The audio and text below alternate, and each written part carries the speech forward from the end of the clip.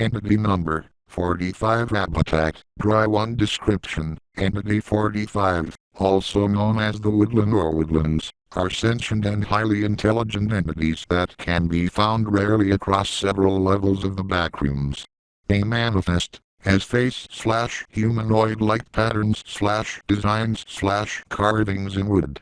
If an environment has walls, floors, or ceilings that appear to be made of wood, it's a possible spot for woodlands. Biology: woodlands are incorporeal entities that visually manifest through the patterns found in plank wood, the interior of logs, or other materials that appears visually similar to wood. Its exact form varies, but generally appears as a humanoid figure or face. When exiting its surface, its physical body seems to be made from the material itself, and the entity becomes corporeal. Behaviors: the woodlands seem to target wanderers that are losing their grip on reality. If a target is not in a state of instability, they will stalk them for miles across surfaces and occasionally make their presence known, before disappearing instantaneously. Once the target is in an ideal mental state, that is paranoid, the woodland will partially no-clip out of the surface they reside in and attempt to grab them.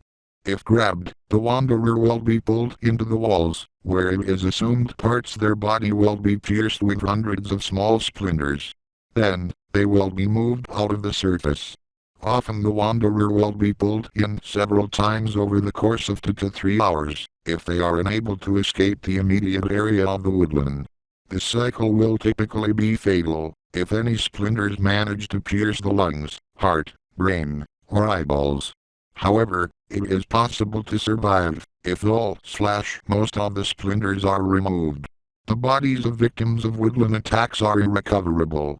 It is theorized that victims of woodland attacks actually become woodlands post-mortem, but this has not been confirmed.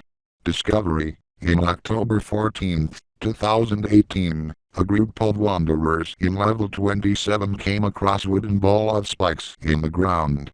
This object turned out to be a deathmoth that had been pierced over 30 splinters, which somehow were all of equal length and suggested the shape of a sphere. The area was temporarily kept under watch, until 2 weeks later another wanderer passed through the area and was pulled into the wall. Their body was not only covered in wooden shards, but also pierced through internally.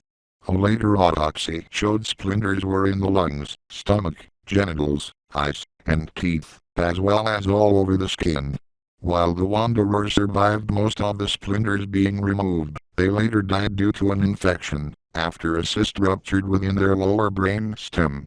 Do's and don'ts: 2. Keep a careful watch in patterns in the wood. Trust your eyes. If possible, keep a pair of tweezers on you. Don't stay too close to wooden walls. Allow the pain to get to you.